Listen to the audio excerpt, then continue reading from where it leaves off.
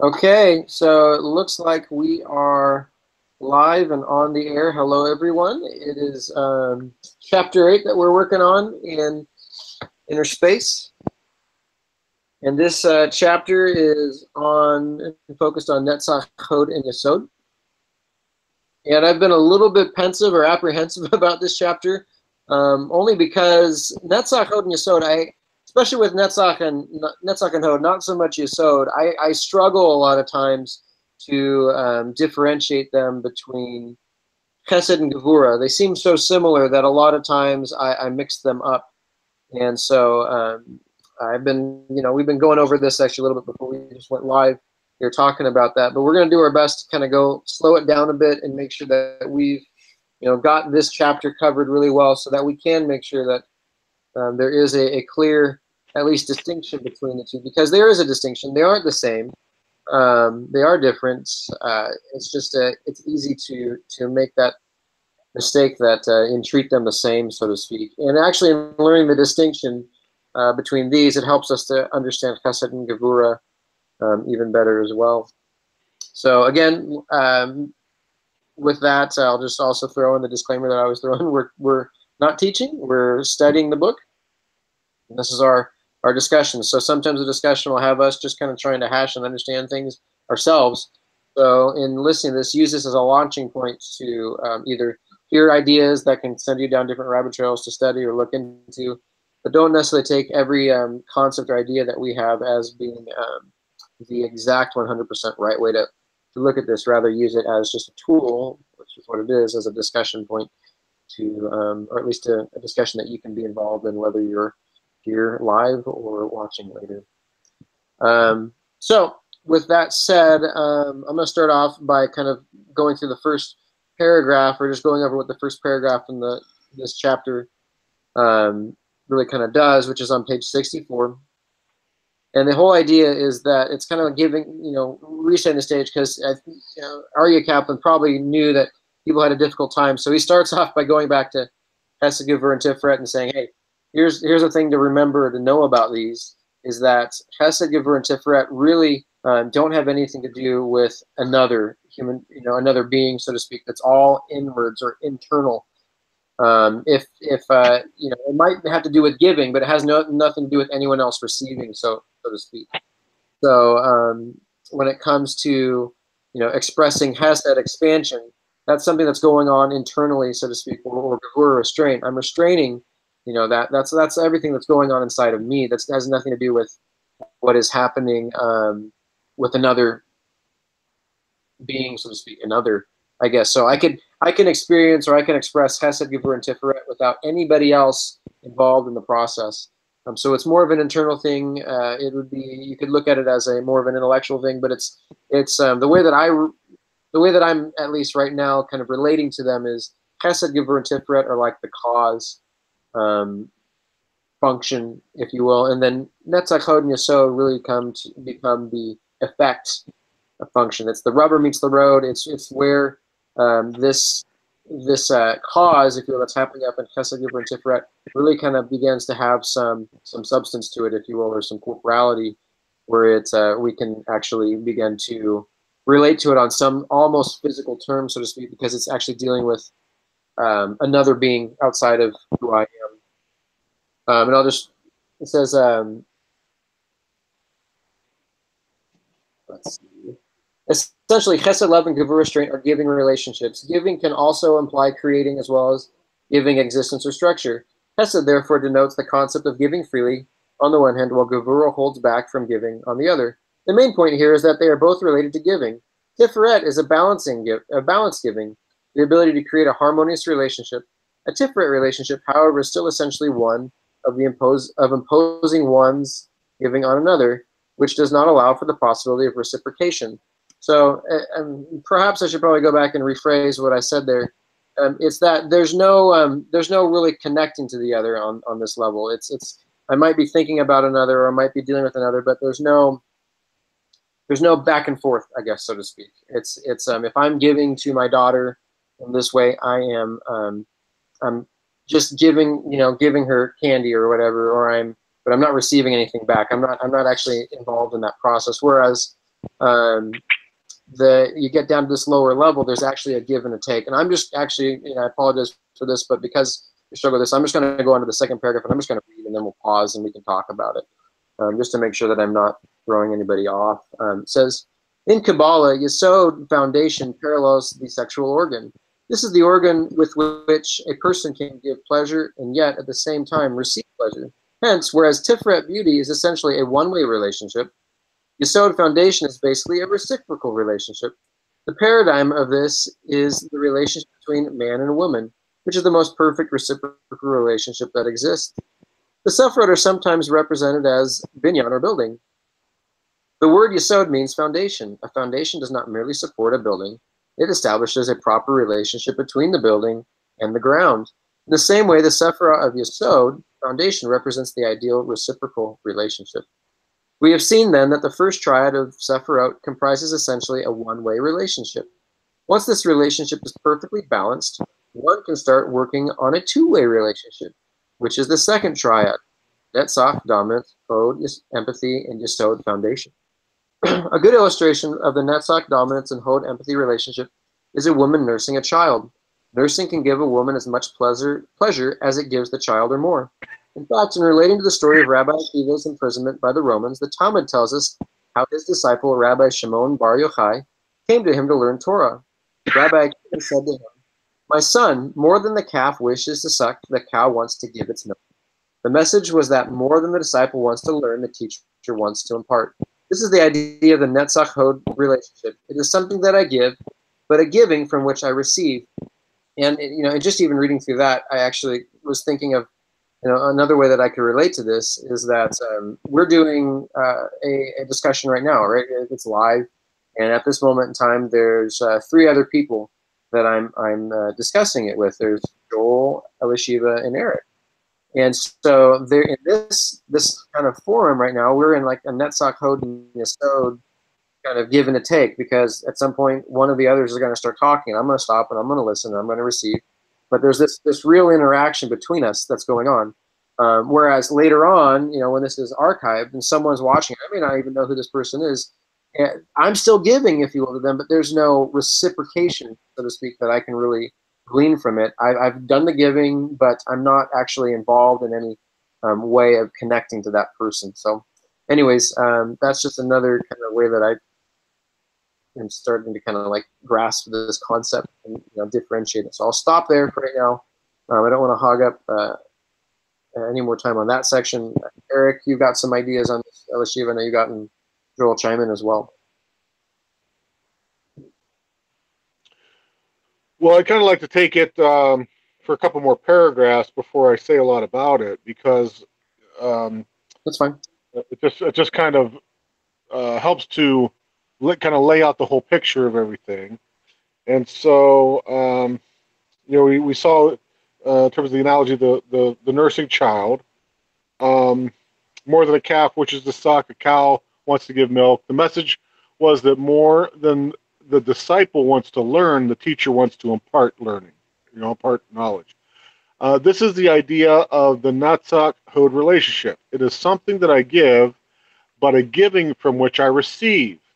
Now here's kind of, we're starting to get into the important part, I think. This is the Sephira of Yesod foundation parallels the 6th day of creation, when man was created. Man is the foundation of creation.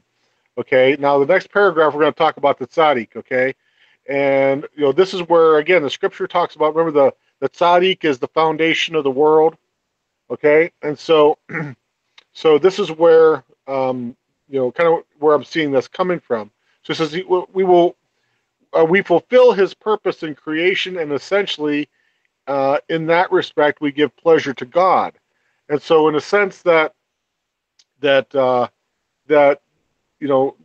is giving to the tzaddik is receiving, and it's a mutual relationship. There's mutual pleasure in that relationship. And then it says, this is the underlying idea of the Song of Songs, which is where the relationship between God and the tzaddik, or God and Israel, is likened to that between 2 lovers.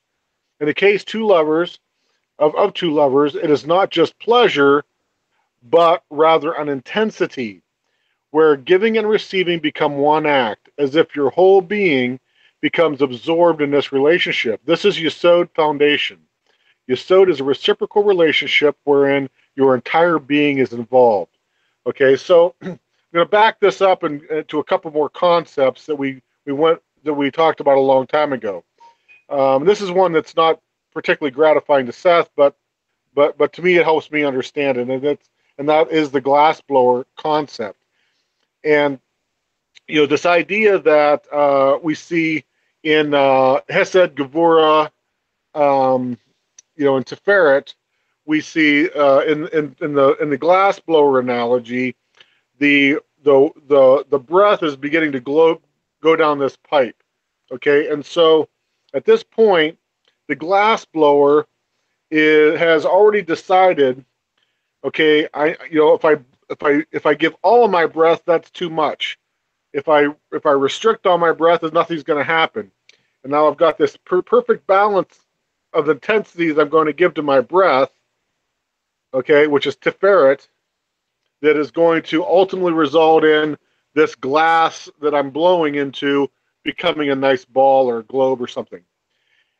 And so what we see here then is, as the breath goes down, Netzach is, that breath rushing in, okay, and in a sense, that breath wanting to go in and force that ball open, okay, and then Hod is that ball wanting to, it's being pliable, its characteristics of elasticity are responding, and it wants to become a ball, okay, and so in a sense, when we refer this to human beings and our relationship with God, in a sense, God is blowing the breath of His being in the atom. This is, it comes down to this is the creation of man. It applies also to the sixth day of creation.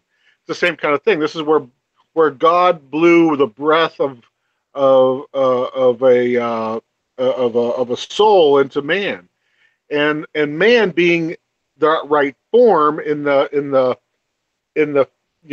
the physical raw material that was there. Man wanted to take that form. Man was the material aspects of man were accepting God's breath and becoming exactly so. So God wanted to make it. The form that He was blowing His breath into was readily receiving it, and there was this interaction between them.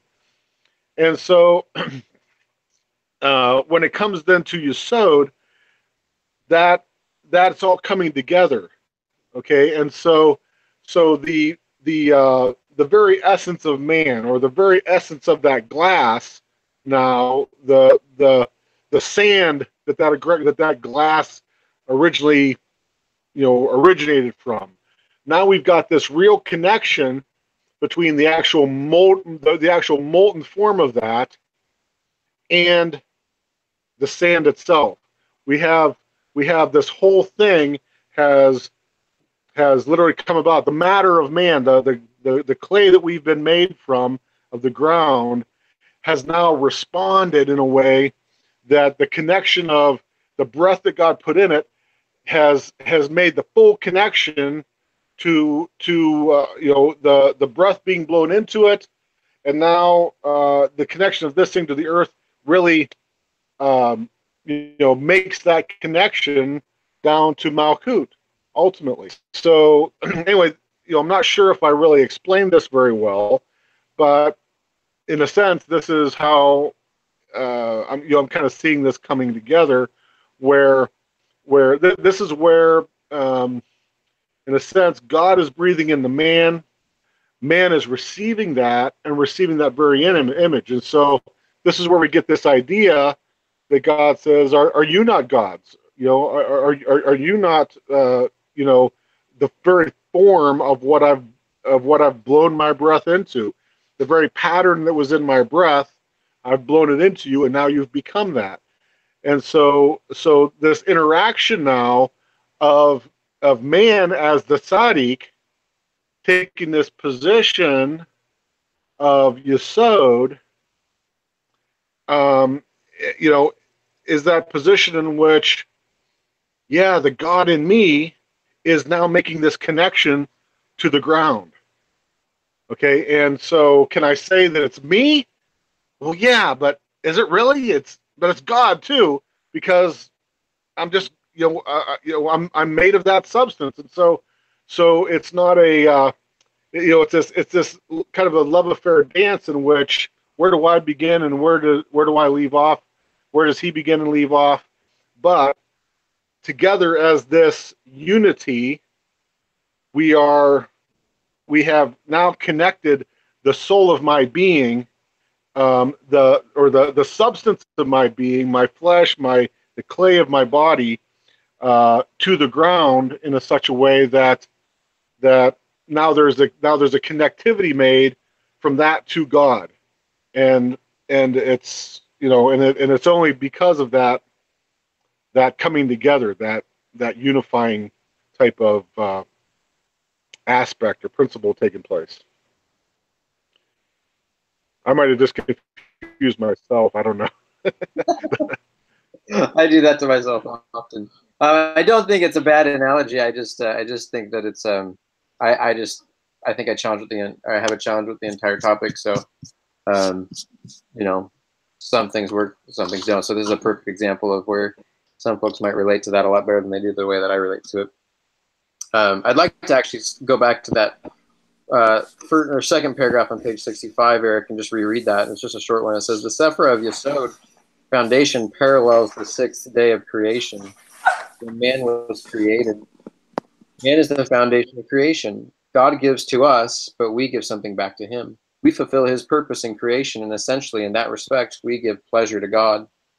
And I think this is relating to what you're saying, but the idea is that what was the purpose of creation? This goes back to, and if you listen to Rabbi Kessler, he reiterates this all the time. The purpose of creation was for God to bestow good, right? The greatest good upon another, which is us. But and that greatest good, if you will, involved a reciprocal relationship, so to speak. And so, he decided that, to bestow that good, there had to be, for us to be able to enjoy that good, we had to be able to not just receive it as beggars or just be receivers. We had to be able to also become givers. And so at the level of Gevura, Hesed, Gevura, and Tiferet, if it stopped there, we would still be stuck with just receiving God's infinite light.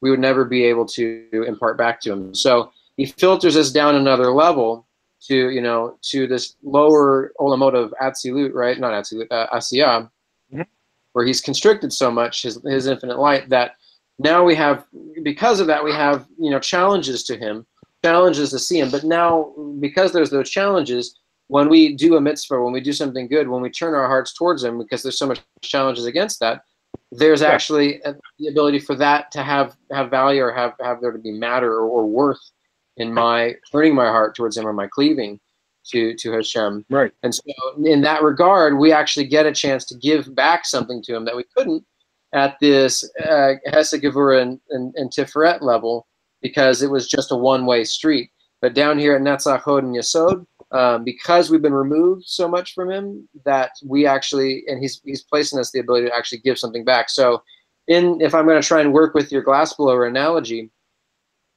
it's like a pleasure, at him seeing the beauty of that glass bowl or whatever that he made exist and perform its function, right? Apart from him, right? Before had no essence apart from him, but now he's blown into it. And that bowl, maybe that bowl is used, and this is silly, but used to hold soup, right, or to put some fruit in it, right, and so that he can put fruit in it. And again, it's kind of a silly analogy, but all we can deal with are anthropomorphisms when we're trying to deal with Hakadosh Baruch Hu, right? So in this analogy, that bowl is giving something back to Hashem, right? It's not giving a lot back, but it's giving him something back, and it's giving him some pleasure, right? And so that sixth day of creation, right, is when man was created. It connects to that sixth Sephirah of Yesod, right, which connects to the sixth day, which is the foundation, which is the whole purpose behind creation, was to get to man, right? It wasn't for the fish. It wasn't to stop at earth. It wasn't to stop at light and darkness. It was to get all the way up to man, so that man could then become, sit at this level of Yesod and even filter down to the Malkut, so to Right. speak. So, anyways, I think I heard Elishiva unmute her mic, so I don't want to cut her off her thought. I think she had one. Okay. Oh, no, sorry. I want to unmute it when I can, but sometimes my background noise gets I just didn't want to, I just thought it was, I didn't mean to interrupt you. Please go ahead.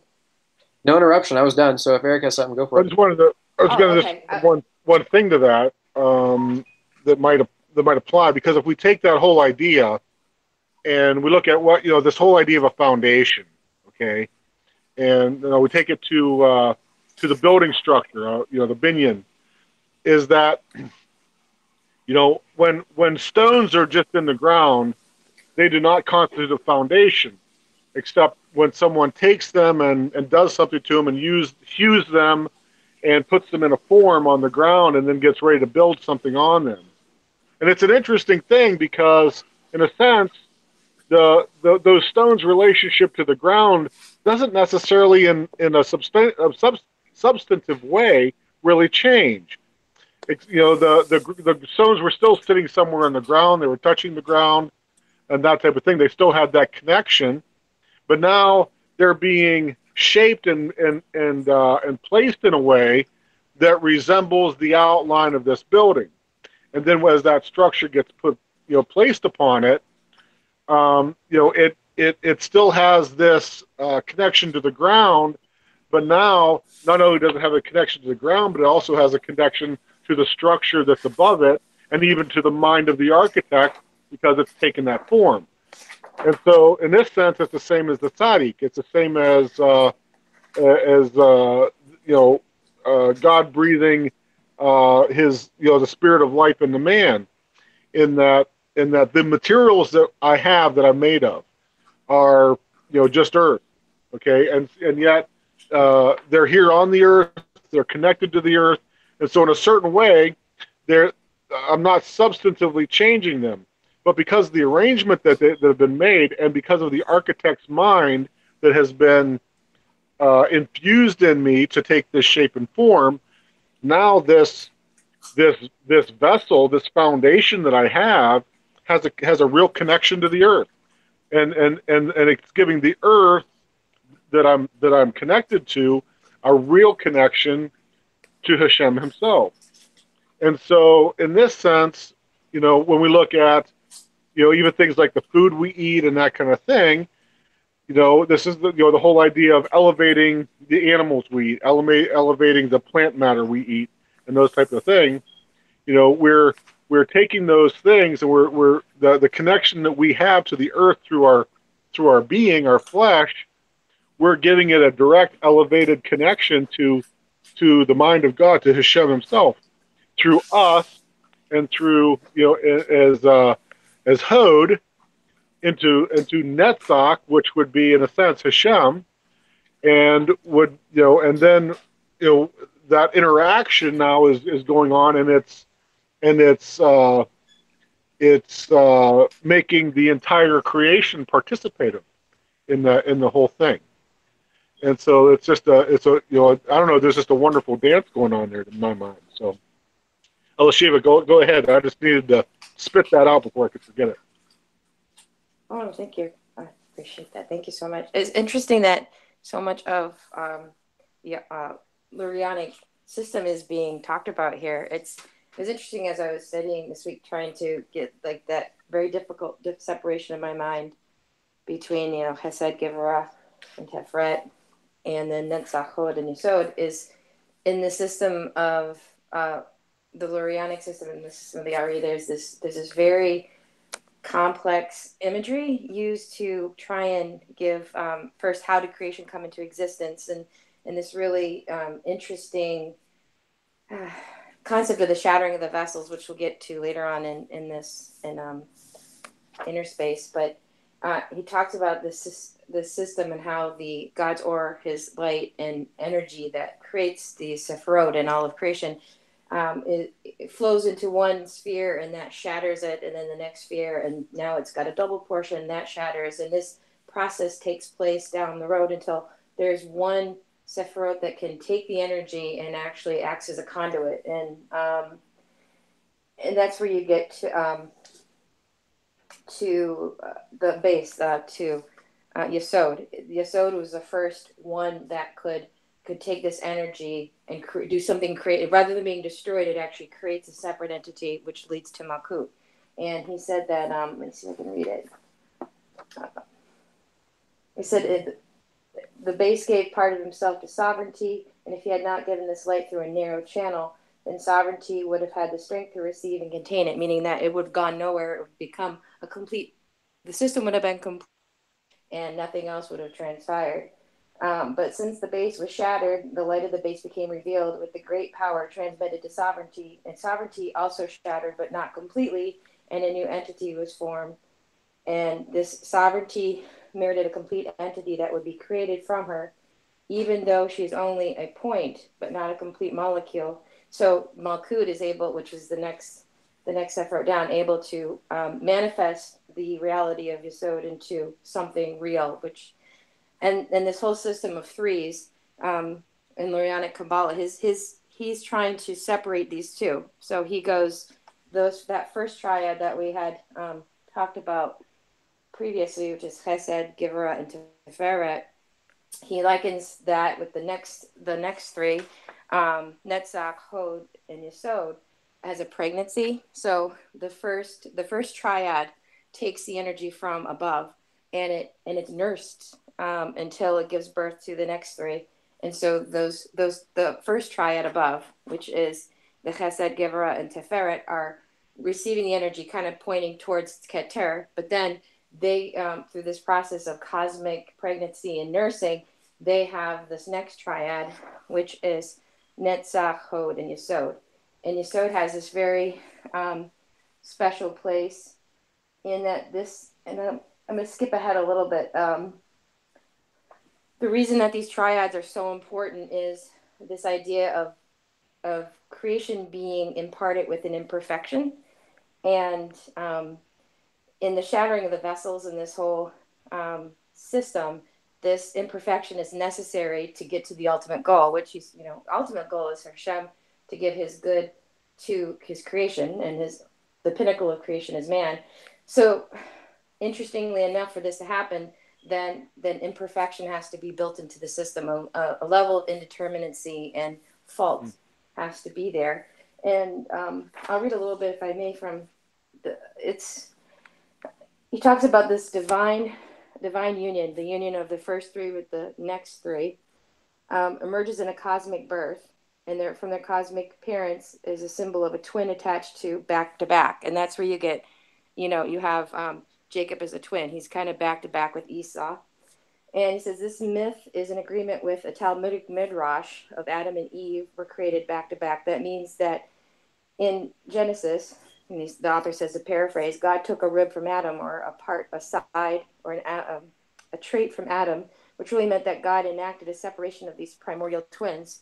So in the creation of Adam and Eve and Chava, you have literally taking Adam as a whole creature and splitting him in two and making two distinct creatures. And in separating these primordial twins, this is a model for the real human partnership and relationship that are linked to the cosmic little face and the feminine divine, where he goes on to say that the relationships between these two triads comes to its full birth in Yesod. And by doing so, that makes an entity capable of creating something even greater in Malkut, and eventually this idea of Tikkun. And in listening to Rabbi Kessin, how you reference, it seems like a lot of this battle happens not at the level of Netzach, Hod, and Yesod, but more at Tiferet. It seems like this is where the cosmic battle is kind of won and seemingly lost, and then it has to go on to the next generation and falls into the lap of Joseph to take. And I've always wondered, why is Joseph's inheritance cut in two? Why do his sons get this division? He's not separated. I mean, he's not. What's the word I'm looking for?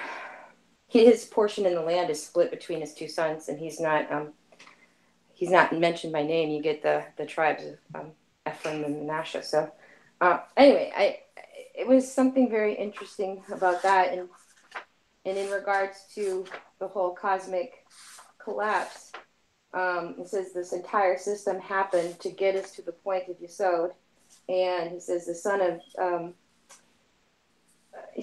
of Jesse, the Messiah, lives upon the earth. Therefore, the base foundation is called the fountain of life.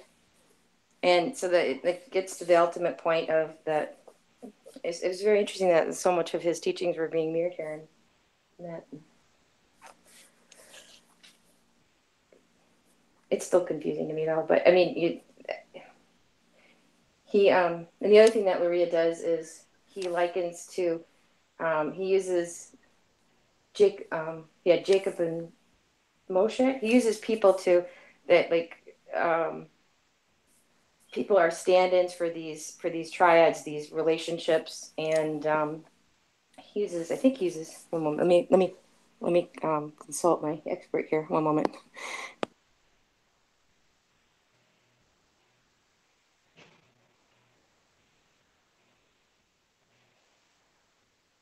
Yeah, thank you. Yeah, he does use Moshe there at Netzach for that bottom triad, and he's really Luria is really drawn to birth stories. There's not a lot of them in the Torah, but when they happen, he says they happen for a purpose. And Moshe is one birth story that we know.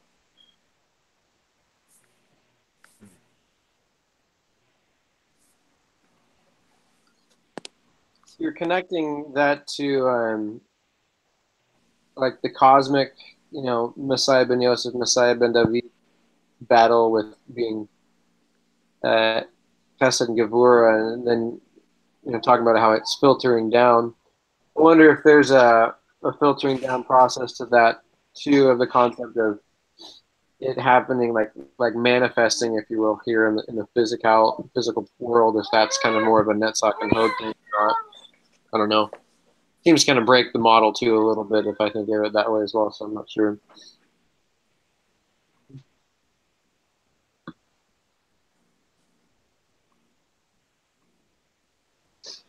On Well, one of the things that's interesting is you take Moshe and you put him at the level of Netzach. One of the things that Luria said is Moshe actually is able to, what's the word I'm looking for? Do a tikkun, a repair of Cain and Abel. Sorry, he does, yeah. Sorry, Seth, his third son. That there's a cosmic relationship between the two. mm-hmm. And it's in, let's see if I can read it here.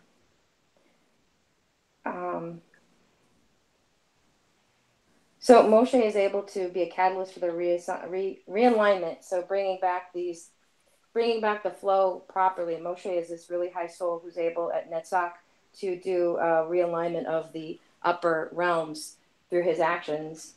And in doing so, he brings about one of the first possible rectifications, complete tikkun. But obviously, when Bnei Israel are at the foot of the mountain, they kind of drop the ball.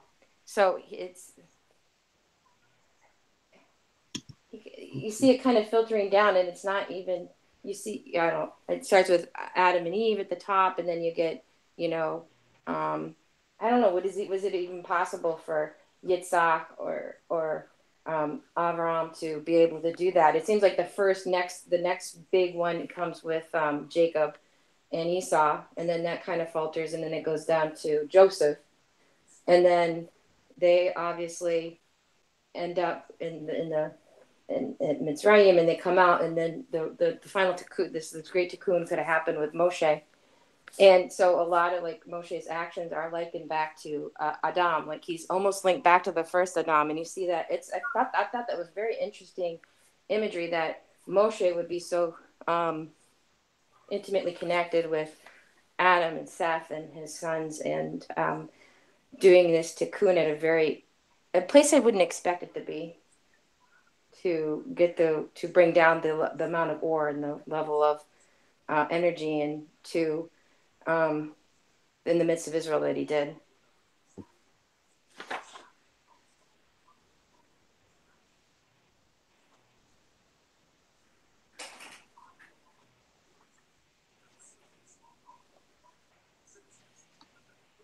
Sorry, I was pausing because I'm processing what you were saying there. So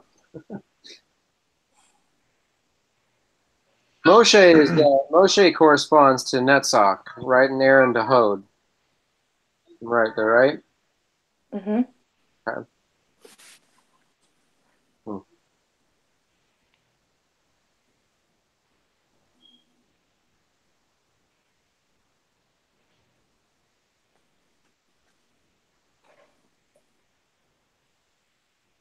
It's interesting when reading about the Ari as well, when people are standing in this triad specifically, they do the most they do some of the greatest damage.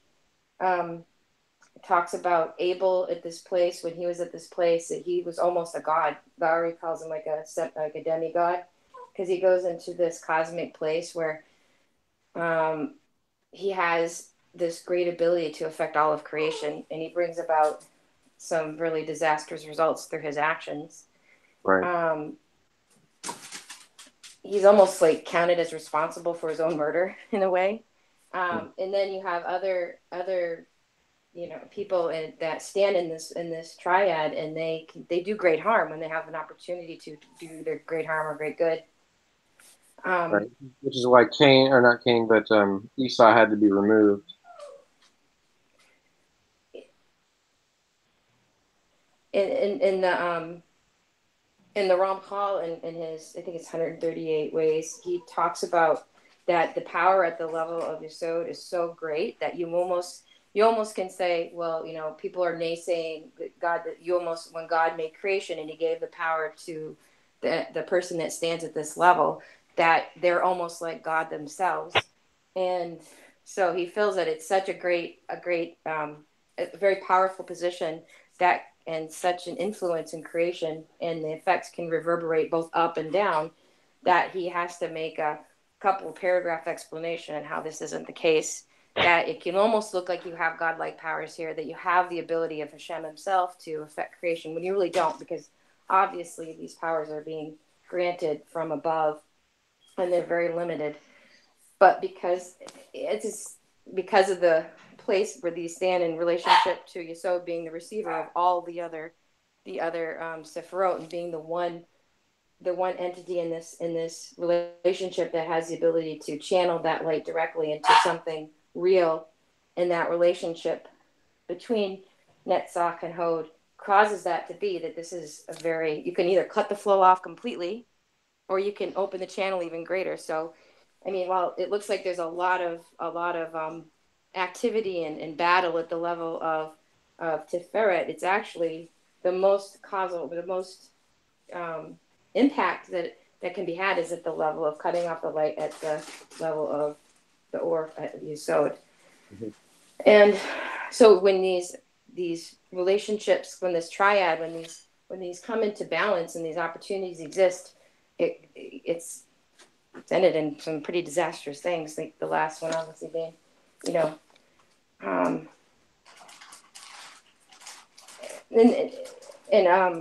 Rom-Call seems to hint that this possibility that there are people that exist in every generation that can bring this triad into perfect alignment, and you get this idea of like hidden Tzaddikim at this level, the hidden righteous people. And it's not that they're hiding for like a nefarious reason. It's just that they work on modesty. Their actions are covered because Yesod is this covered, private, hidden aspect.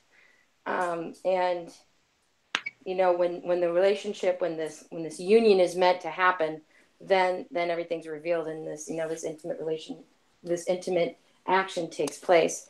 But until then, it's not the proper timing, and everything is not in proper alignment. They just do their part without ever being known to us. Right. Yeah.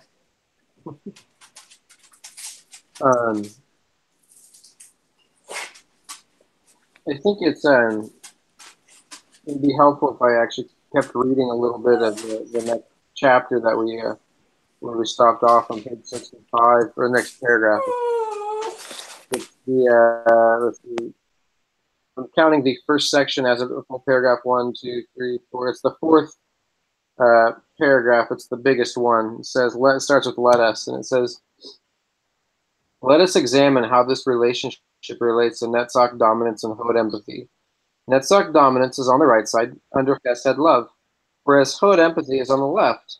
Hence, Netzach dominance is a derivative of Chesed love, and Hod empathy is right beneath Gevurah restraint. If I am dealing with another person, it is not just a question of giving or holding back, because essentially the more I give Chesed, the more I am changing this person, the more I am overwhelming him, which is Netzach. The more I restrain myself, Gevurah, the more I give way to the needs of the other, the more I allow him to assert his own individuality, which connects to Hod. What is required is a harmonious balance between Netzach dominance and Hod empathy, and it is this that leads to the perfect Yesod relationship. The word Netzach comes from Menatzeach, meaning to conquer or overcome. One can see this implication in a male-female relationship. Some men in a relationship feel that they must totally overwhelm the woman, who is not left with much personality of her own. Some women also have a Netzach relationship with their husbands, where they have where they have to dominate them in every way. Hod empathy is just the opposite. It is a relationship where I totally give in to the other person. In Hod empathy, I essentially annul myself and lose all account of myself. For instance, if a person allows himself to become totally passive to the point of being seduced, this would be the ultimate Hod relationship. It is for this reason that the Hebrew word for splendor, Hod, also has the connotation of Hoda'ah, which means submission. As we shall see, Hod empathy is submissive in the sense that it allows evil to exist. The idea of Netzach and Hod is a question of asserting your identity. On the one hand, our total compliance with the other person's identity. On the other, I feel like I read that wrong. The idea of Netzach and Hod is a question of asserting your identity. On the one hand, total compliance with the other person's identity. On the other, I think it might be worded wrong.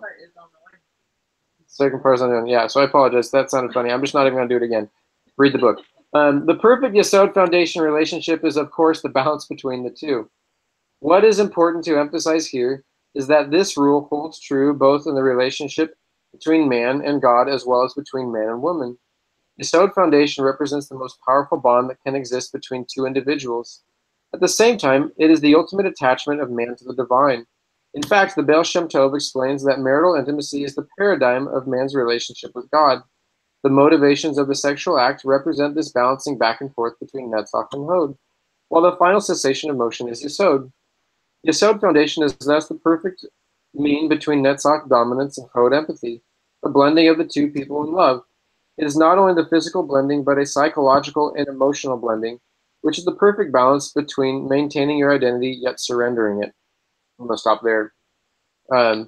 So it seems like what's being mentioned here is that we've got Gevurah and Chesed filtering down the Netzach and Hod, and so Netzach and Hod is what allows me to receive something back in my process of giving, so to speak, and my process of expanding, which is Chesed, right, and filtering down to my wife. I'm giving to her. That's Netzach. I'm giving. It's a dominating force, and not necessarily a bad thing, because in certain instances it makes sense, right? So there's pleasure there, or goodness that can be received from that. But then you'll flip and you'll switch, and then all of a sudden I'll be the receiver, and she'll be exerting her Netzach, right, on me, and then I'll be receiving that, and I'll be taking the level of code. And there's this, but in each side, it's not like when I'm giving and she's receiving, then it's all she's enjoying everything, and then I'm and there's nothing on my end. I'm honestly not taking this in a sexual way, but it sounds like it. I apologize, guys. It just is with another person, right? So if in the process of giving and receiving both, there's something that is engaged in both people at the level of Netzach and Hod, whereas at Gevurah and Chesed, there's nothing that's received, if you will, in the process of you doing it, so to speak, or being involved in those processes. So we got those filtered down, and then it's just, which role am I playing with the other person right now? Am I, in the Netzach role, and are they in the Hod role, or does it switch back? And there's a benefit to switching back and forth between those. And then the balance, if you will, is where you're not too domineering, but then you're not too submissive, and for both individuals, right? So in that trading off back and forth between the two of the dominant side versus the submission side, there's that perfect balance and that joy and that real relationship where you really can connect on a significant way. And that's really kind of what we're trying to get to. If you think of it between us and the Lord, you know, the goal is devakut, or attachment. This attachment really happens at this level of Yesod, and so this giving and receiving aspect, where both, you know, I'm getting something from both, right? Like, you know, it just kind of changes on the context of the type of enjoyment I'm getting out of it, but I'm still getting out of it, right? But that this level allows me to connect with Hashem in a way that that we get down to that Yesod Devakut, connecting and attaching myself to Him level. So, yeah, I'm gonna stop there. I may have made things completely muddy for folks, but like I said, I'm just trying to like verbally work my way through this.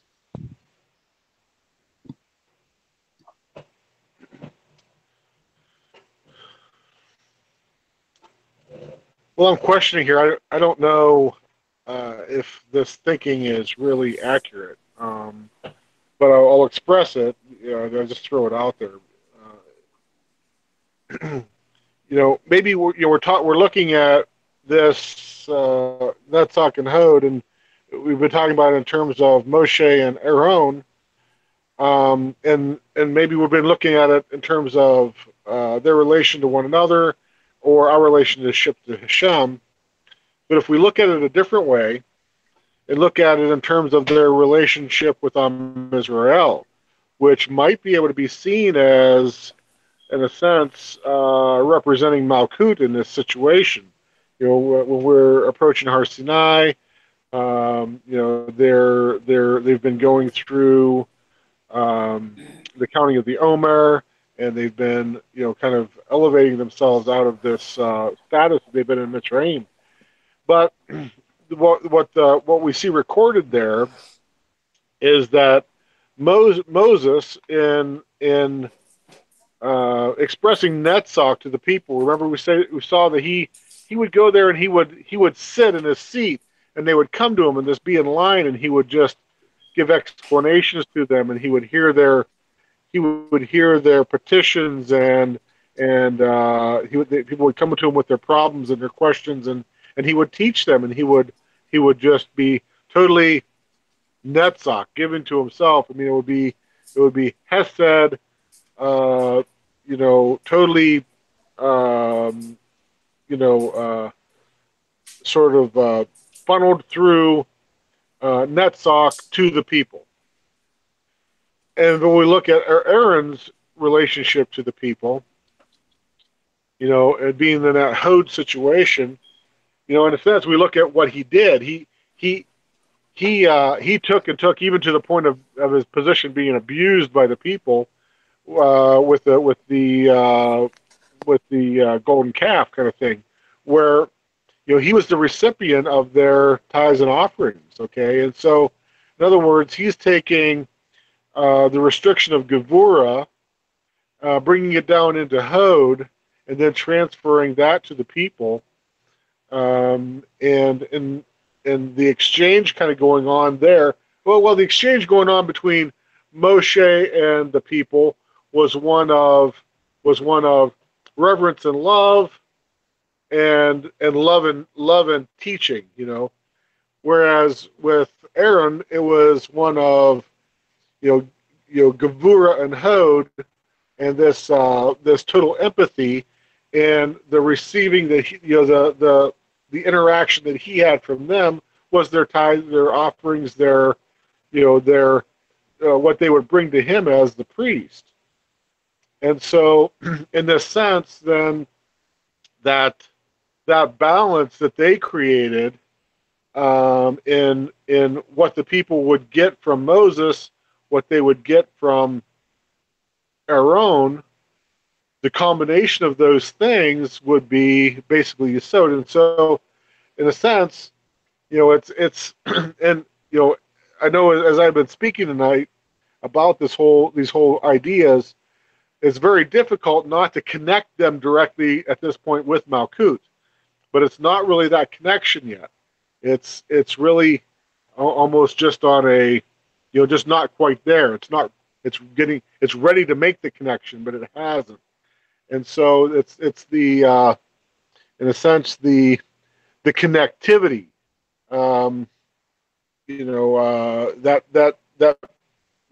Ben Yosef principle of Yesod would be like the cleaning of the vessel, preparing the vessel to be filled with something. And so, in that sense, what they're receiving from Moses, what they're receiving from Aaron, the combination of those two things, we're preparing that vessel to receive. And so, in that sense, where was Mashiach ben Yosef at that time? At that point, what was the ben Yosef principle there? If Moshe was acting as Netzach, Aaron was as Hod. In a sense, when Hashem said, I'll make you into a priesthood.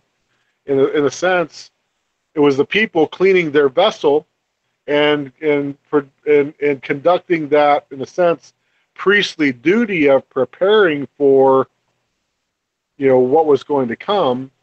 That was, in a sense, maybe that Ben Yosef principle was actually functioning in the people at that point. I don't know if I might be really blowing that one. I don't know. I'm not sure. I've always wondered that when you get to the section of the redeeming of the firstborn son, the Pidyon Haben, Mm-hmm. it seems like this unspoken thing that Aaron and his descendants acting as stand-ins for the firstborn son of each household was kind of like again, I get to this chicken and egg discussion. It's like, was Aaron always meant to be in that role, or did Hashem kind of change things up a little bit when things went a little bit pear-shaped on everyone? Because now you obviously had this elevated status of the firstborn son, in that you have to redeem them, and if you don't, then you do damage to your household and to your son, and he didn't even do anything except happen to be the firstborn. And then I kind of liken that to when Moshe is, I think it's his father-in-law, comes to him and says, you're tiring yourself out. You need to put people in that can come. You need to put a buffer between you and the people. You need to stop judging directly and just let somebody stand. And you set up judges in a system that can filter it out, and you only hear the most important cases. Like, I kind of liken those two actions in one and the same, in that there's this even greater degree of separation between the ability of a common person to access this higher level of, or Hashem's presence.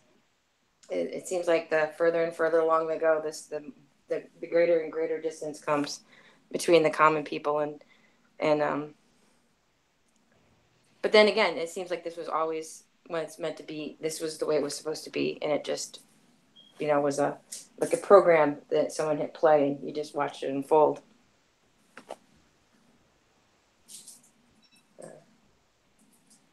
It seems like this seems to be like the cosmic. It happens again and again and again, where you have this like potentiality, and then it kind of go, oh no, we're going to do it this way instead.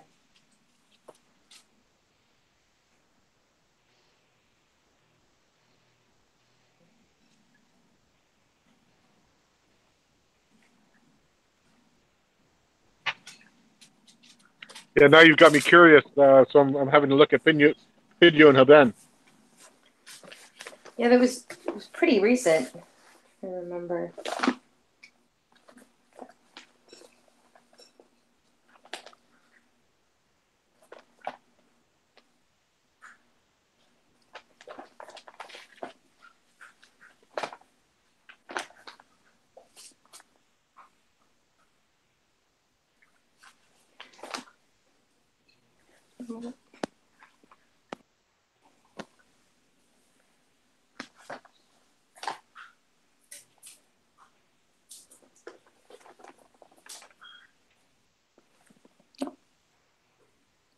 believe.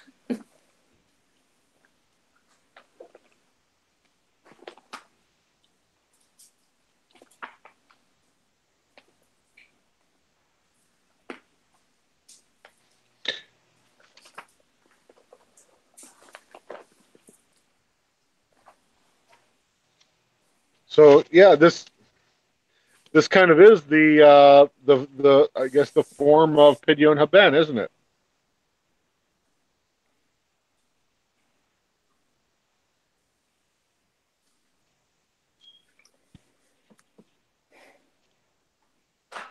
You mind if I read it? Oh, please, please.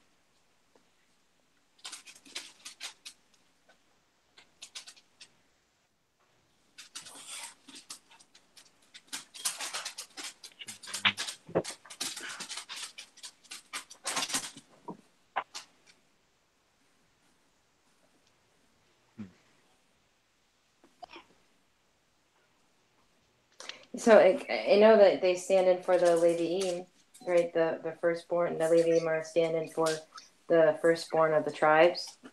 I always wondered if that hadn't been the case, if there hadn't been a rebellion, would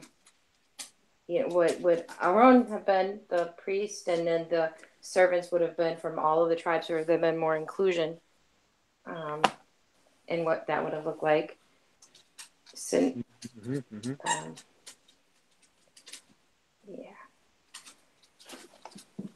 I dropped out there, so I was gone for the last few minutes. Oh, good to see you back. Good to be back. I'm going to have to step out, which means I'll probably have to stop the broadcast. Because unless, can either of you see a red button at the bottom that says stop broadcast? Yeah. You guys can? Oh, okay. Well, then you guys can keep going if you want, but I'm going to have to hop off. Well, I think we could probably end the broadcast for this week because we're at a pretty good stopping point here. Mm-hmm. You know, and maybe we can go ahead and discuss a little bit.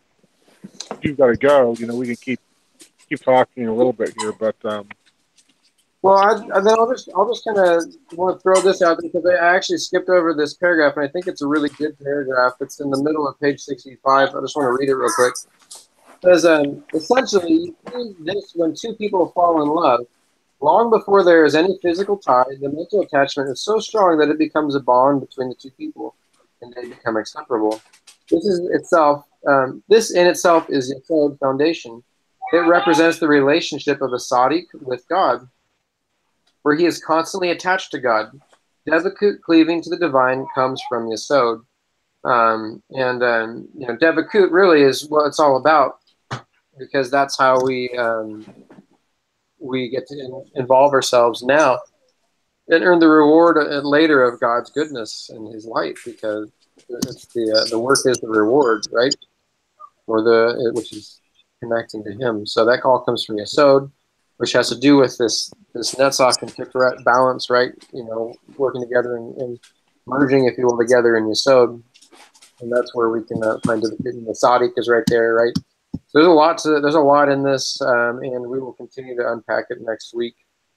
So, anyone else have anything you want to say to the broadcast before we hang up? Thank you so much. Nice.